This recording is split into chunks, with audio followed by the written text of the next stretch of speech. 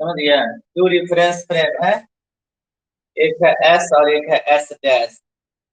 यानी एक मान लो कि ये ट्रेन है और एक ऑब्जर्वर है प्लेटफॉर्म पर, एक ऑब्जर्वर है ट्रेन में और ऑब्जर्व कर रहा है इस रॉड का लेंथ जो कि ट्रेन में रखी हुई है। तो इसका लेंथ को टू ऑब्जर्वर देख रहा है, ऑब्जर्वेशन कर रहा है। तो एस रिफरेंस फ्रेम के रेस्पेक्ट में इसका कोऑर्डिनेट होगा एक इंड का x1, दूसरे इंड का x2। और एस डैश फ्रेम के रेस्पेक्ट में इसका कोऑर्डिनेट होगा x1 डैश और x2 डैश। ये कोऑर्डिनेट है इसका। लेंथ कितना होगा, एल इक्वल टू हो जाएगा x2 माइनस x1। हो गया यहाँ पे। यानी रॉड जो है ना पैरेलल टू एक्स एक्सिस रखा गया है सिस्टम एट रेस्ट में। इसको लिख लिया।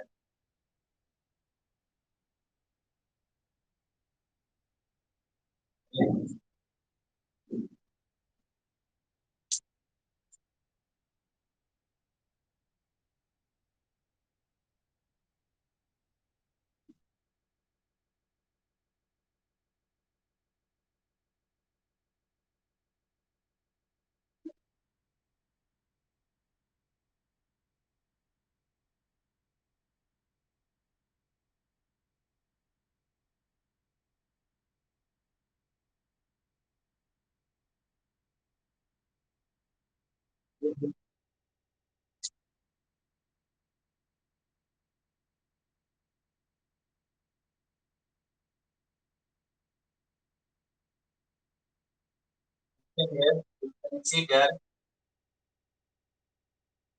the rod of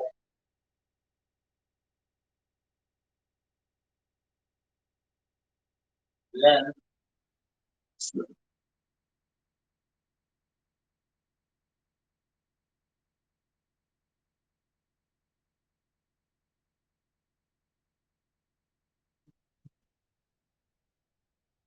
is dash. Yeah, you consider a rod of length as dash and this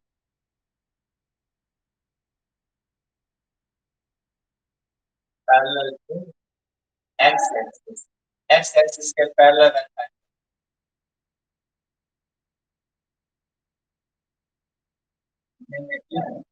x1 dash and x2 dash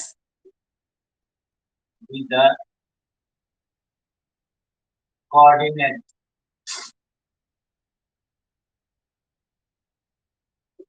of the in the A and B।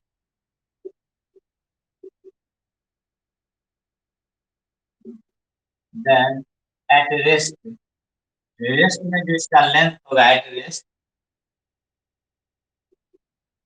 L naught equal to क्या हो जाएगा, X two dash minus X one dash हो जाएगा। इसका length जो होगा L not हो गया। रेस्ट में इसका लेंथ मान लिया है L naught, X two dash minus X one dash हो जाएगा, माइनस कर देंगे तो इसका कोऑर्डिनेट पता है तो लेंथ आ जाएगा। ठीक है, लिखो।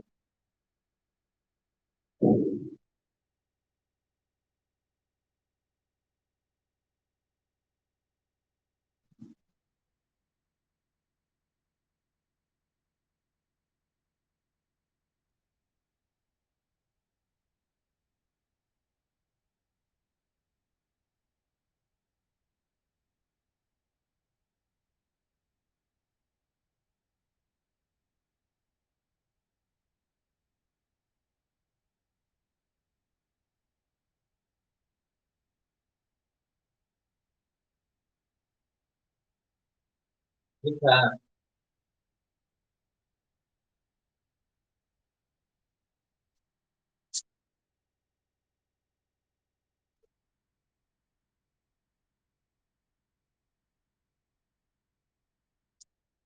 manipulate an observer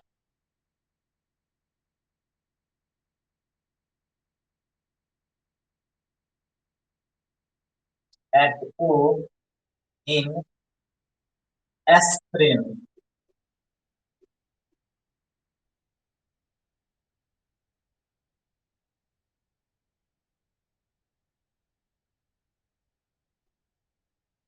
The movie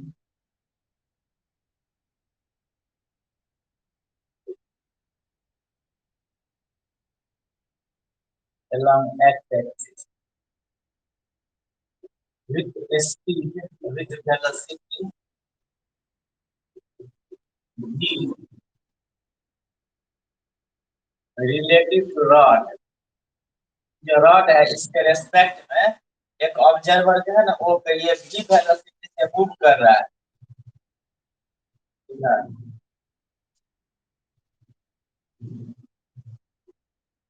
सुन लिया जब हमको निकालना है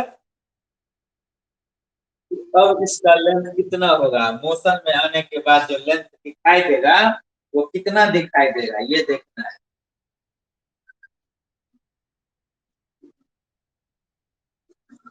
We have to determine the length of the rod from system S. So yeah, we have to determine the length of the rod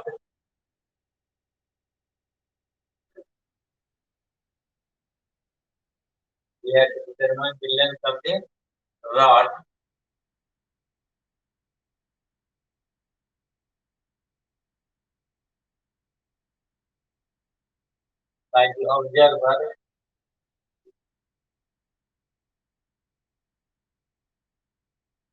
in S frame.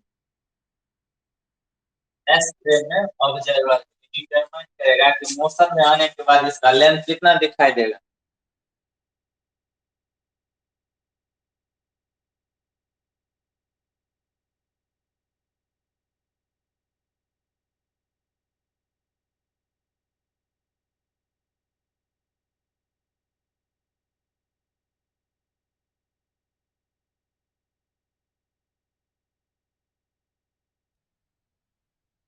यहाँ मान लेंगे late लिख लिया है।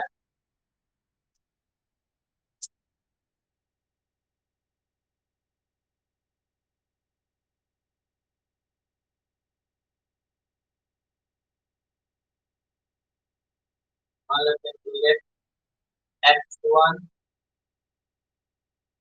and x2 be the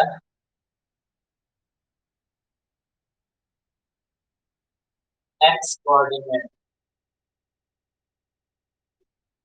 coordinates of the inch A and B at t second। हाँ अच्छा कोई दिक्कत नहीं।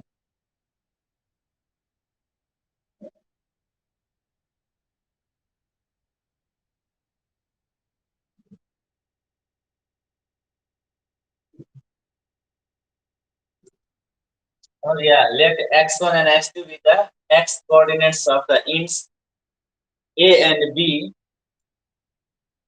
at t second। t second पे जो इसका कोऑर्डिनेट है x1 x2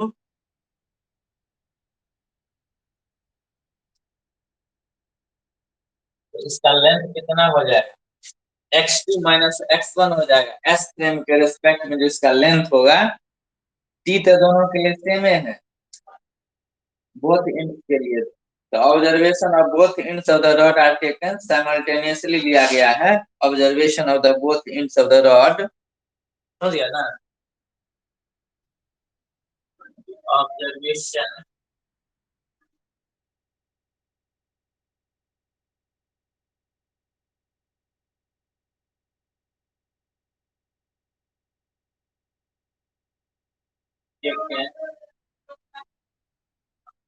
साइमल्टेनियस लिया जाए एक साथ। तो या तो लेंथ ऑफ द रॉड कितना हो जाएगा, लेंथ ऑफ द रॉड जो होगा एस एस डैश तो रेस्ट में है इसीलिए ऑब्जर्वेशन जो होगा एस फ्रेम में जो ऑब्जर्वर होगा रहा है, रेस्ट में चूंकि है तो दोनों ऑब्जर्वर को सेम दिखाई देता है। क्या हो जाएगा, x2 माइनस x1 लेंथ इसका होगा। जब ये ऑब्जर्वर, ये जो फ्रेम है ना, ये मोशन में और ये रेस्ट में है। ट्रेन जो है ना, मान लो ट्रेन है तो रुकी हुई है और प्लेटफॉर्म पर दौड़ता हुआ दूसरा ऑब्जर्वर आ रहा है, तो उसको कितना लेंथ दिखाई देगा। तो इसके रिस्पेक्ट में इसका कोऑर्डिनेट हो गया x2 x1 मान लिया, तो l equal to x2 minus x1 हो जाएगा लेंथ रॉड का। ऑब्जर्वर जो देखेगा किस फ्रेम में, तो एस फ्रेम के रेस्पेक्ट में। लेकिन हम लोग पीछे पढ़ चुके हैं लॉरेंज के ट्रांसफॉर्मेशन इक्वेशन से, लिखेंगे पहले ही लिख लो उसके बाद बता।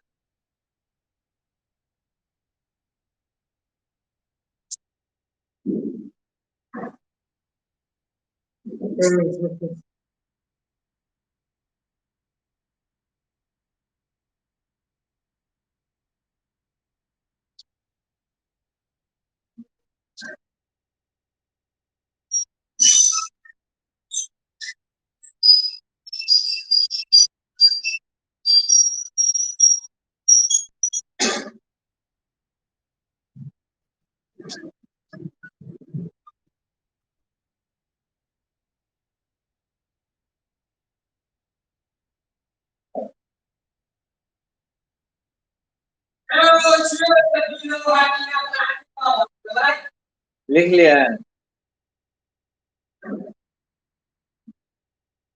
लिख लिया रे।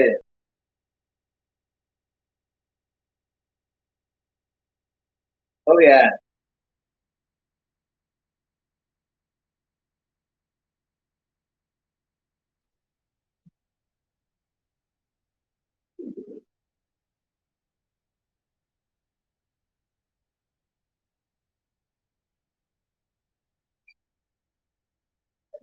from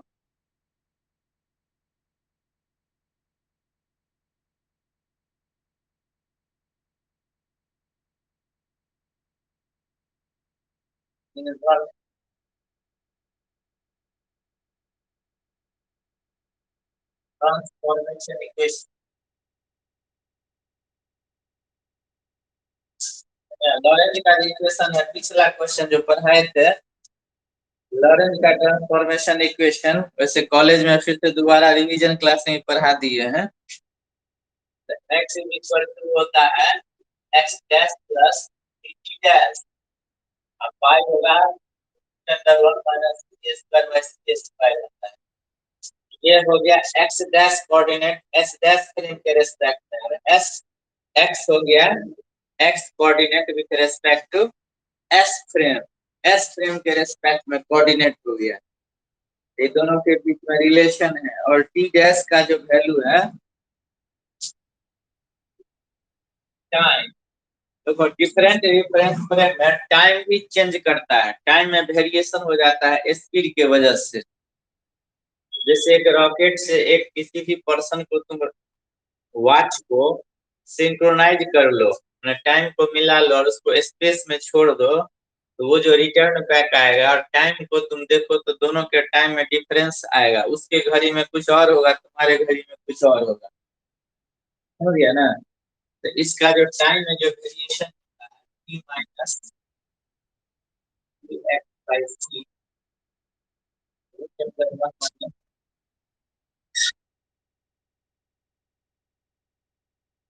क्या कहा,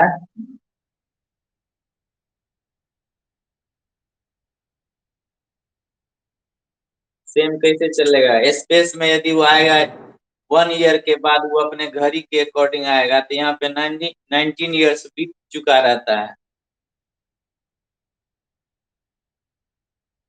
मोशन की वजह से स्पीड में भी चेंजिंग आ जाती है, समझ गया, रिलेटिव वेलोसिटी की वजह से सब कुछ चेंज हो रहा है, टाइम में भी वेरिएशन होता है, मास में भी वेरिएशन होता है और लेंथ में कंट्रैक्शन होता है। तुमको तुमको लेंथ जो है, हाँ एरोप्लेन जो रेस्ट में है, नीचे में देखते हैं ग्राउंड पे तो कितना लंबा दिखाई देता है, वही मोशन में आने के बाद छोटा दिखाई देता है कि नहीं। तो क्या क्यों दिखाई देता है, डिस्टेंस की वजह से नहीं, मोशन की वजह से दिखाई देता है, रिलेटिव वेलोसिटी की वजह से छोटा दिखाई देता है। लेकिन वो कितना छोटा दिखाई देगा, उसका भी आइंस्टीन ने निकाल दिया कि वो स्पीड पे डिपेंड करता है कि कितना छोटा दिखाई देगा। ट्रेन यदि जा रही है और बगल में तुम प्लेटफॉर्म पे खड़ा है तो ट्रेन की लंबाई ट्रेन के स्पीड पे डिपेंड करता है। बहुत ज्यादा स्पीड है तो लगेगा कि छोटा लेंथ है ट्रेन का, तुरंत निकल जाएगा। और वही स्पीड कम होगा तो तुमको लगेगा कि वो ट्रेन की लंबाई बहुत बड़ी है, धीरे धीरे चल रही है ट्रेन। समझ गया? इसको हम कहते हैं लेंथ में कंट्रैक्शन हो गया, टाइम में डिलेशन होता है। कितना डिलेशन होता है, कंट्रैक्शन होता है, तो उसको लॉरेंज ने निकाल चुका है उस इक्वेशन को। समझ गया? तो यहाँ पे हम दोनों इक्वेशन का वैल्यू रखेंगे, एक्स और एक्स वी टी का, तो तुमको क्या मिलेगा? इक्वेशन सो देखो कि एक्स डैश जो है ना, अब वी टी डैश है तो वी टी डैश का वैल्यू इसमें रखेंगे तो कितना आएगा? एक्स डैश प्लस वी और टी डैश, टी डैश का वैल्यू रख देंगे minus X by C square.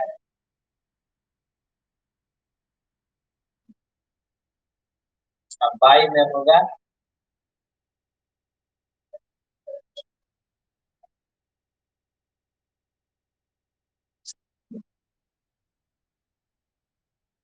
कितना आ जाएगा? समझ गया? इसमें टी डैश का वैल्यू क्या किया है, रख दिया है यहाँ पे। टी डैश का वैल्यू ये आया है, इसका वैल्यू यहाँ पे रख दिया है। टी डैश का वैल्यू तो इतना आएगा। ठीक है?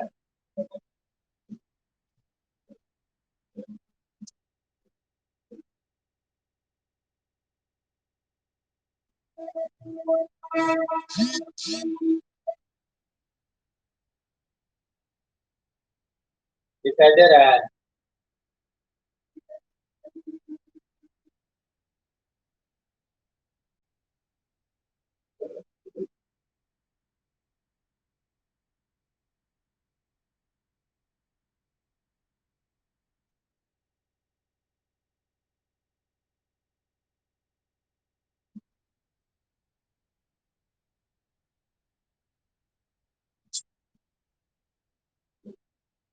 उसे लिख लिया है?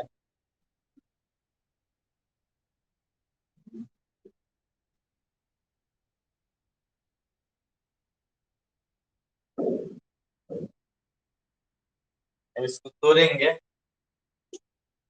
तो इसको इससे मल्टीप्लाई हो जाएगा। X dash square by C square आ जाएगा, प्लस आ जाएगा टी टी। इसको ब्रैकेट तोड़ेंगे, माइनस हो जाएगा V square X by C square हो जाएगा। बाई में आ जाएगा ये रूट और रूट कट जाएगा, ये हो जाएगा वन माइनस सी स्क्वायर।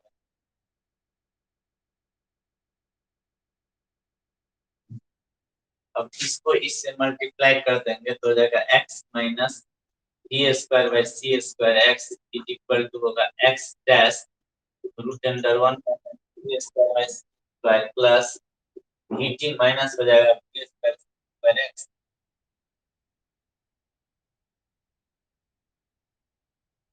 अब इसको एक्स को इधर लाएंगे तो हो जाएगा एक्स, दोनों तो सेम है, V square by C square X इधर भी है, दोनों तक कैंसिल हो जाएगा। एक्स इक्वल टू आ गया X dash under one minus V square by C square plus V T आ गया। ठीक है?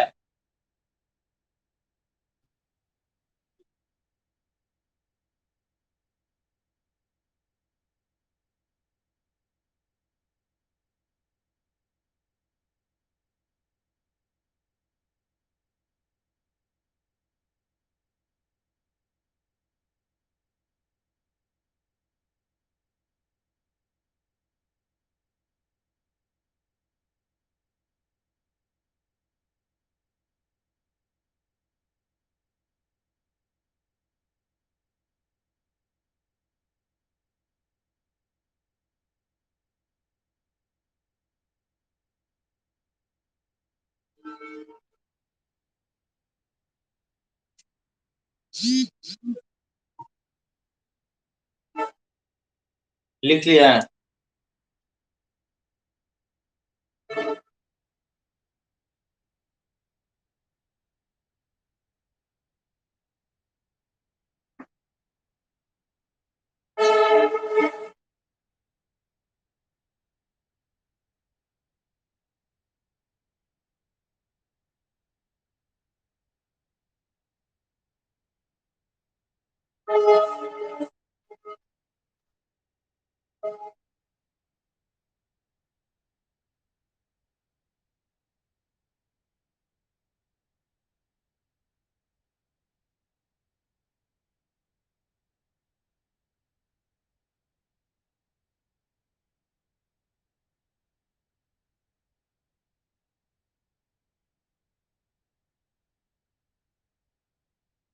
लिख लिया जी।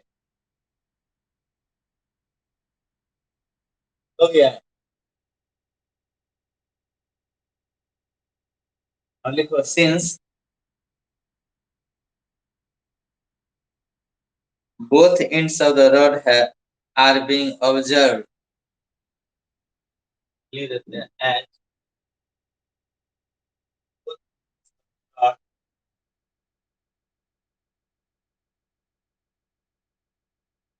are observed।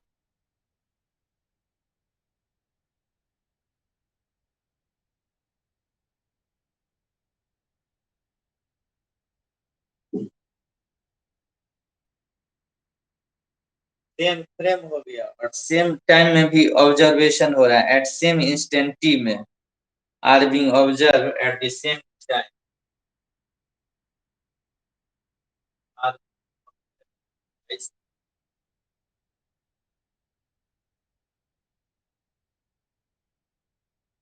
Are being observe at the same time.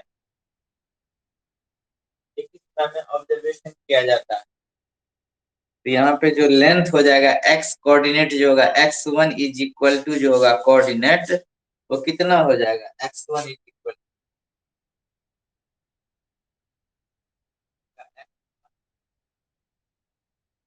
Dash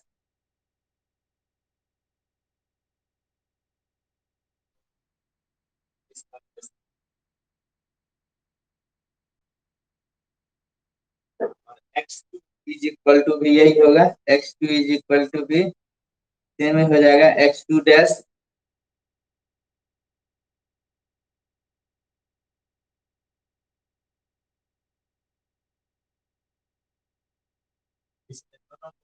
minus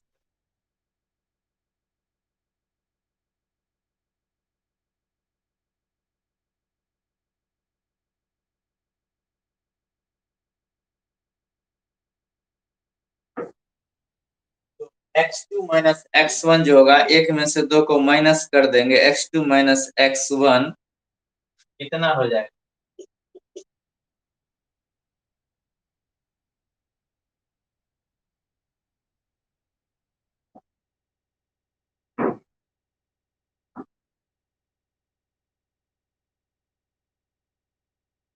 हो जाएगा x2 dash minus x1 dash root under 1 minus हो जाएगा b स्क्वायर आ गया 1 minus b square by C square.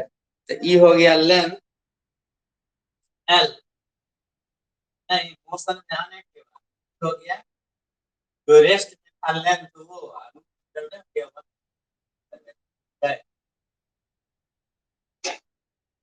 s बनता है। ये लेंथ में कितना से कंट्रैक्शन हो गया यानी L नॉट इक्वल टू हो जाएगा L by root under 1 minus b square by c। कितना फैक्टर से लेंथ में चेंजिंग आ गया, लेंथ में कंट्रैक्शन हो गया, कितना कंट्रैक्शन हो गया उसका वैल्यू हम निकाल लें।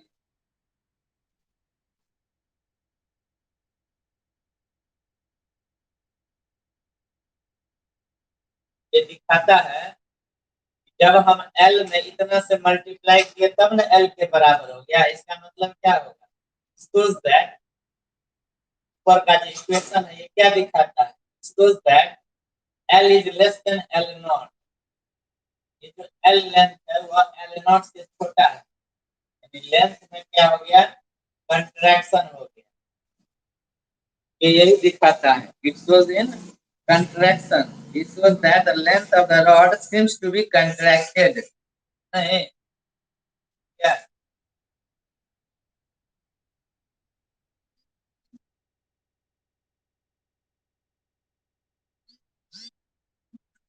this follows that length of the rod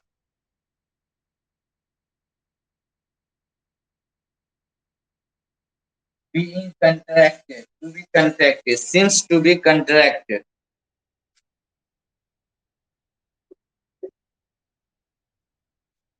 Be contracted, ये प्रूव करना था।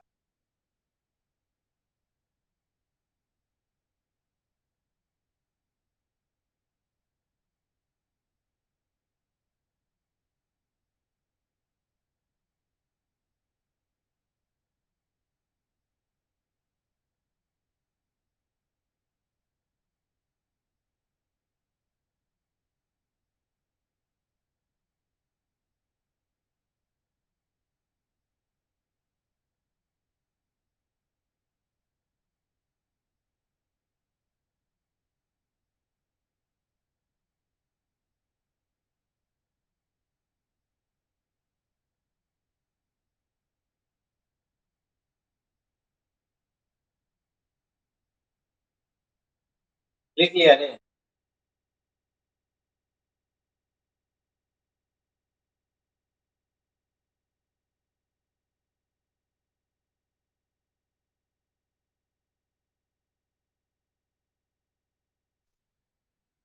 तो क्या दिखाता है कि रॉड जो है, लेंथ का जो रॉड है वो क्या हो गया, the length of moving rod is contracted, the length of the moving rod, thus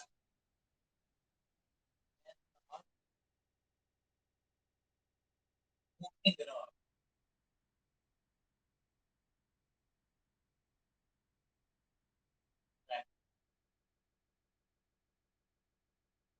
इस डायरेक्शन में कंट्रैक्शन हो गया, the length of the moving rod is contracted along the direction of motion, is contracted, yeah, is contracted along the motion, जिस direction में rod move कर रहा है उसी डायरेक्शन में क्या होगा, कंट्रैक्शन होता है, along the direction of motion, along the direction of motion,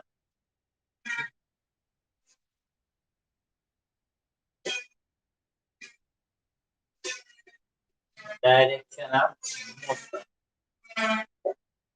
क्या डायरेक्शन ऑफ मोशन के डायरेक्शन में क्या होगा, कंट्रैक्शन हो जाएगा, डायरेक्शन ऑफ मोशन, किस फैक्टर से, तो निकाले हैं बाय फैक्टर, बाय फैक्टर, कितना फैक्टर आया है, इतना फैक्टर से क्या होगा, कंट्रैक्शन हो जाएगा, लेकिन यदि परपेंडिकुलर डायरेक्शन में ले जाएगा तो कोई कंट्रैक्शन नहीं होगा, ये नो कंट्रैक्शन, लिख देते हैं while there is no contraction in normal perpendicular direction,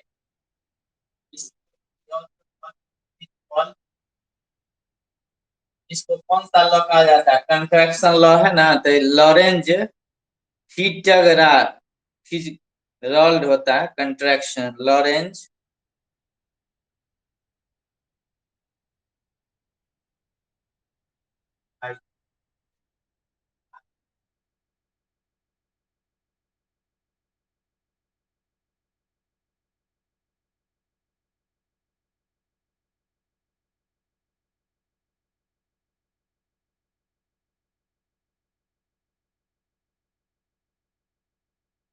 फिगरॉल्ड contraction Lorentz Fitzgerald contraction.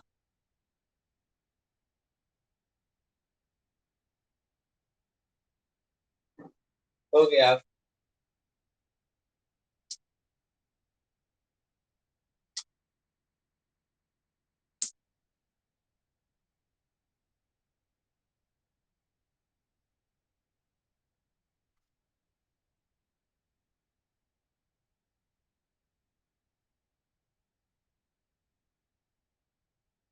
समझा?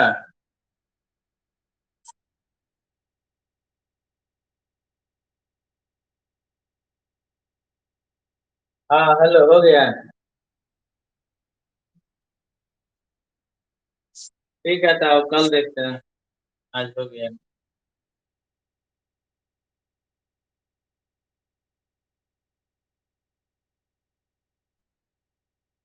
हाँ ठीक है, अभी तो यहीं से कराएंगे, अभी एग्जाम चल रहा है वहाँ सेंटेप का कॉलेज में।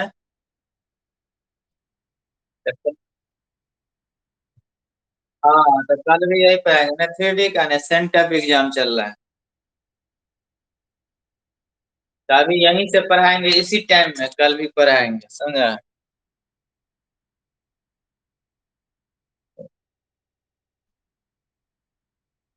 हाँ, खुश रहो।